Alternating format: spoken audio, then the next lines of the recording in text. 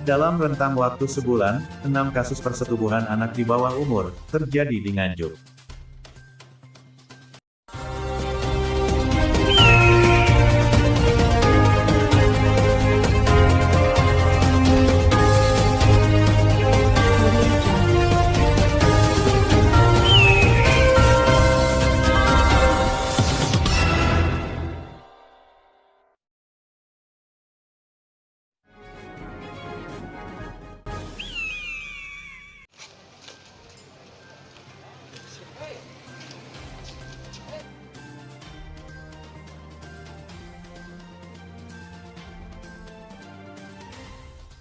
Miris, selama kurun waktu antara bulan April hingga Mei 2021, kasus persetubuhan anak di bawah umur seringkali terjadi di Kabupaten Nganjuk.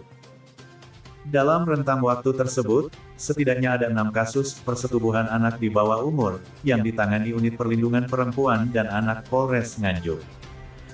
4 kasus tindak asusila ini terjadi di Kecamatan Pace, Patian Rowo, Jatikalen, Gondang dan 2 kasus di Kecamatan Tanjung Anom. Dan kebanyakan korbannya masih keluarga dari pelaku, bahkan ada yang anak kandung pelaku. Benar-benar memprihatinkan. 6 pelaku yang dirilis Polres Nganjuk, Jumat tanggal 21 Mei, antara lain, pertama, pelaku inisial T umur 26 tahun, asal Pace, yang menyetubuhi korbannya saat sedang tidur. Kedua, pelaku inisial E, asal Patian Rowo, pria 35 tahun ini menyetubuhi korbannya bahkan sampai 3 kali. Dan yang ketiga, pelaku dengan inisial AP, pria asal Tanjung Anom ini menyetubuhi anak di bawah umur yang notabene adalah anak tirinya. Kurang puas dengan istrinya? Ketiga pria amoral ini dijerat pasal yang sama, yakni pasal 81 ayat 2, Undang-Undang Nomor 35 Tahun 2014 tentang Perlindungan Anak dengan ancaman hukuman 15 tahun penjara. Selanjutnya, yang keempat pria asal Tanjung Anom dengan inisial S. Perbuatan asusila tak bermoral pria ini lebih tragis lagi, tega menyetubuhi anak kandungnya sendiri hingga 2 kali. Pertama kali anaknya dirayu bagaimana? Dicet terus saya capek yuk dia cecet terus. Polisi menjeratnya dengan pasal 46 nomor 23 tahun 2004 tentang penghapusan kekerasan dalam rumah tangga yang disertai kekerasan seksual. Pelaku yang kelima dengan inisial S asal Jatikalen, yang melakukan percobaan pemerkosaan terhadap keponakannya sendiri saat sedang mandi.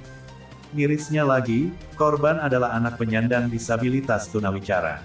Pelaku dijerat pasal 285 Junto 53 dengan ancaman hukuman 12 tahun penjara. Dan, kasus yang terakhir terjadi di Gondang, dengan pelaku berinisial Y.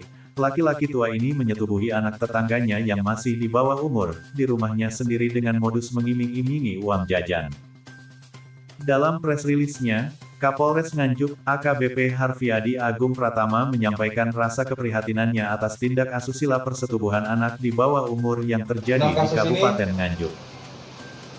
Yang terjadi selama bulan April sampai dengan Mei, yang berkaitan dengan persetubuhan terhadap korban di bawah umur dan juga ada kekerasan seksual dalam rumah tangga. Tentunya sangat memprihatinkan.